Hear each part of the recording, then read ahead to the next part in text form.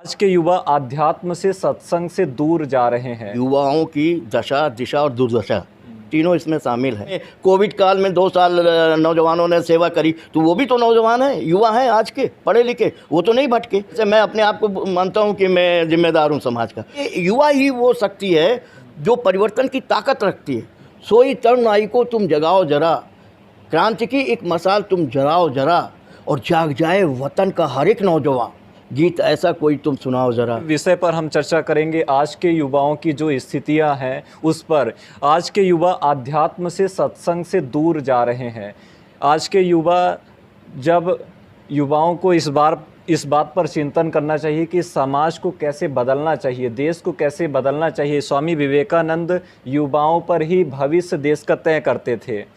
तो जो युवाओं की आजकल स्थिति निर्मित है, नशे की ओर झुकाव हो रहा है, आध्यात्म से दूर भाग रहे हैं, आप आसपास जो घटनाएं घटित होती हैं उनको नज़रअंदाज कर रहे हैं, तो आप युवाओं के लिए क्या मैसेज देना चाहेंगे? देखिए मनीष भाई, बहुत सही प्रश्न किया। आज के संदर्भ में युवाओं की दशा, दिशा और दुर्दशा तीनों इसमें शामिल है।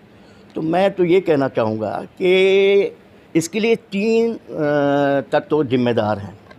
एक तो सबसे बड़ा देश की सरकार, हुकूमत, वो इसलिए कि वो बेरोज़गारी अगर दूर कर दे, पढ़े लिखे लोग जो डिग्री लिए घूम रहे हैं गली गली, मोहल्ले मोहल्ले में, और गलत दिशा में भटक रहे हैं या भटकाए जा रहे हैं, तो उनको अगर काम मिल जाएगा, हाथों को काम मिल जाएगा, तो वो बेरोज़गारी रहेगी नहीं, तो वो भटकेंगे नहीं, अपराध की दिशा में जाएंगे नहीं, नशाखोरी करेंगे नहीं। तो सरकार अपनी जिम्मेदारी नहीं निभा पा रही है, चाहे प्रदेश की हो चाहे केंद्र की, इसलिए बेरोज़गारी बढ़ रही है, युवा भटक रहा है, दिशाहीन हो रहा है। दूसरा, परिवार जिम्मेदार है। मैं सबसे पहले तो मैं मानता हूँ, क्योंकि जब माता पिता ये देख रहे हैं कि हमारा लड़का घर से निकलता है, और निकलता है तो सही हालत में, और जब आता है तो नशे के धुन में आता है या गलत पैसा लेके आता है, नंबर 2 का काम कर रहा है, तो उसको तुरंत उसको रोकना चाहिए, उस पर अंकुश लगाना चाहिए। और सबसे बड़ी चीज़ कि बचपन से उसको संस्कार देना चाहिए।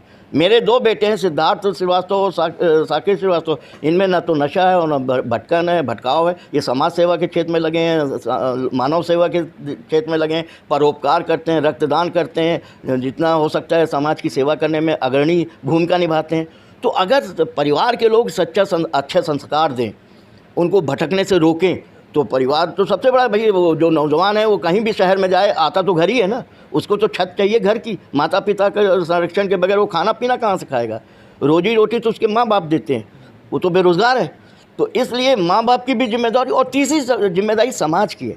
समाज के जो बुद्धिजीवी हैं, जैसे मैं अपने आप को मानता हूँ कि मैं जिम्मेदार हूँ समाज का, तो अगर मैं समाज में युवाओं को प्रेरणा दूँगा, अच्छी बातें समझाऊँगा, अच्छे रास्ते दिखाऊँगा, और उनको उनका हौसला बढ़ाऊँगा, उनका साथ दूंगा, तो वो गलत दिशा में जाने के बजाय समाज सेवा के क्षेत्र में लगेंगे। और ऐसे मेरे साथ 100-150 नौजवान हैं जो समाज सेवा के क्षेत्र में लगे हुए हैं और अच्छा काम कर रहे हैं। उसमें लड़कियां भी हैं, उसमें लड़के भी हैं, और वो नाम भी कमा रहे हैं समाज में सेवा करने के कारण। कोई पौसरा खोला है गर्मी में, कोई रक्तदान कर रहा है, कोई भोजन करा रहा है भूखों को, कोई पानी पिला रहा है, कोई किसी तरह से हॉस्पिटल में कोविड काल में 2 साल नौजवानों ने सेवा करी, तो वो भी तो नौजवान हैं, युवा हैं आज के, पढ़े लिखे, वो तो नहीं भटके।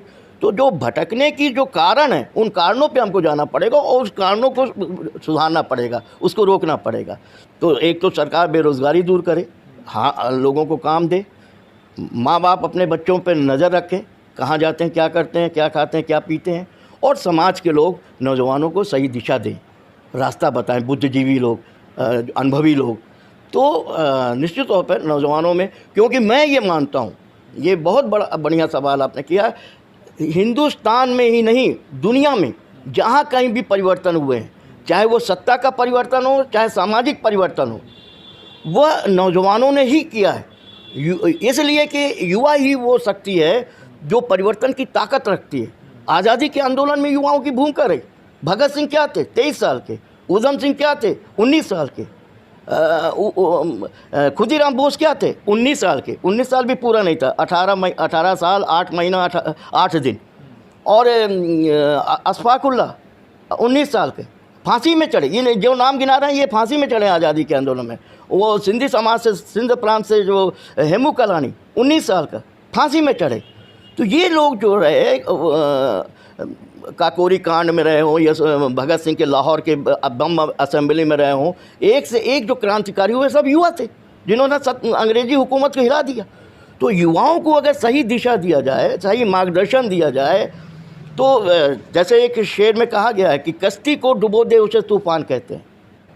तो अब अगर तूफ़ान से टकराने की क्षमता अगर नौजवान रखता है, हिमालय की चोटी में चढ़ने की क्षमता रखता है, बड़ी से बड़ी ताकत से टकराने की क्षमता रखता है। मैंने युवाओं के लिए एक 4 पंक्तियाँ लिखी हैं कि हो युवा हुंकार भरना ज़िंदगी में, हो युवा हुंकार भरना ज़िंदगी में, तुम किसी से भी न डरना ज़िंदगी में, तुम किसी से भी न डरना ज़िंदगी में, हो चट्टाने लाख राहों में मगर, हो चट्टाने लाख राहों में मगर, तुम कभी पीछे न हटना ज़िंदगी में, तुम कभी पीछे न हटना ज़िंदगी में। तो अगर नौजवानों को हौसला, हिम्मत और प्रेरणा देने वाले लोग हों तो निश्चित तौर पर उनकी राह भी सुधर जाएगी, बदल जाएगी, अच्छी हो जाएगी, विकास की दिशा में लगेंगे, देश और समाज के हित में लगेंगे। मेरा अपना ऐसा मानना है। बिल्कुल, युवाओं की ताकत का अंदाज़ा तो लगाया ही नहीं जा सकता है। स्वामी विवेकानंद ने ये भी कहा कि एक पूरी भीड़ जिस कार्य को 100 साल में करती है तो युवा उसको 1 साल में ही पूरा कर सकते हैं।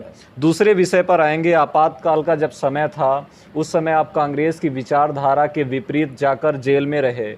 दूसरा चीज़, आप अपने पिताजी के विचारों से भी विपरीत रहे हैं। आप अपने पिताजी के विचारों से ताल्लुकात क्यों नहीं रखते थे?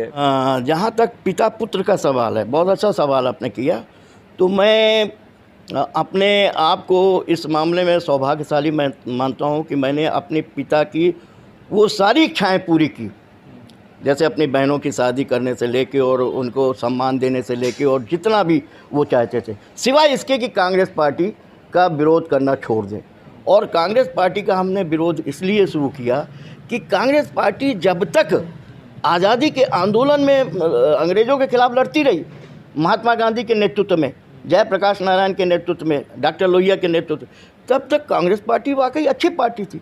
जवाहरलाल जी उस ज़माने में आदर्श हुआ करते थे युवाओं के, और जवाहरलाल जी से ही प्रेरित और प्रभावित होकर हमारे पिताजी बाबू महेंद्रनाथ श्रीवास्तव आज़ादी के आंदोलन में 9 महीना जेल में रहे और आनंद भवन से जुड़े रहे। और आनंद भवन में 1939 में जवाहरलाल जी से जुड़े और उसके बाद 1964 तक 3 मूर्ति भवन दिल्ली तक वो रहे। अंत में आप जैसे कवि भी रहे हैं और साहित्यकार भी रहे हैं, तो हम आप अपने दर्शकों को आपसे कविता सुनाने का आग्रह करेंगे कि आप एक कविता कहें ताकि हमारे दर्शक। निश्चित तौर पर आपने मेरे मन की बात कही, तो मैं 4 पंक्तियों में अपनी बात कहूँगा कि एक तो ये कि सोई तरुणाई को तुम जगाओ ज़रा, क्रांति की एक मसाल तुम जलाओ ज़रा, सोई तरुणाई को तुम जगाओ ज़रा, क्रांति की एक मसाल तुम जलाओ ज़रा, और जाग जाए वतन का हर एक नौजवान, जाग जाए वतन का हर एक नौजवान, गीत ऐसा कोई तुम सुनाओ ज़रा, गीत ऐसा कोई तुम सुनाओ ज़रा। और एक आपको 4 पंक्ति और सुनाना चाहता हूँ कि इस अंधेरी रात में, जो आज देश के हालात हैं, इस अंधेरी रात में एक दीप जलाने आया हूँ, इस वीराने बाग में एक फूल खिलाने आया हूँ, इस वीराने बाग में एक फूल खिलाने आया हूँ, और तुम सुनो सुनो या ना सुनो, तुम सुनो सुनो या ना सुनो, मैं तुम सबको प्यार का एक गीत सुनाने आया हूँ, मैं तुम सबको प्यार का एक गीत। और 4 पंक्तियों से मैं अपनी बात को अंत करना चाहूँगा, समाप्त करना चाहूँगा। और आपको बहुत बहुत धन्यवाद देना चाहूँगा कि मनीष भाई, आपने मेरे जैसे नाचिज़ को इस काबिल समझा कि आपने मेरा इंटरव्यू लिया, और आपके सारे श्रोताओं को मैं आभार व्यक्त करना चाहूँगा जिन्होंने मुझे सुना या सुन रहे हैं, देख रहे हैं रिसर्च न्यूज़ में। तो रिसर्च न्यूज़ के व्यूअर्स को भी मैं नमस्कार, प्रणाम, आदाब कर रहा हूँ। और 4 पंक्तियाँ जो मेरी मूल भावनाएं, मेरे जीवन का आधार है, अंश है। दिल से नफ़रत को मिटाना चाहता हूँ, दिल से नफ़रत को मिटाना चाहता हूँ, प्यार की दुनिया बसाना चाहता हूँ, प्यार की दुनिया बसाना चाहता हूँ, और हो ना छोटा या बड़ा कोई जिसमें, हो ना छोटा या बड़ा कोई जिसमें, एक घर ऐसा बनाना चाहता हूँ, एक घर ऐसा बनाना चाहता हूँ, एक घर ऐसा बनाना चाहता हूँ। धन्यवाद आपका। हमारे साथ थे सुभाष श्रीवास्तव जी, जिन्होंने प्रमुखता से सभी मुद्दों पर अपनी बात कही। तब तक के लिए बने रहिए रिसर्च न्यूज़ के साथ। धन्यवाद, नमस्कार।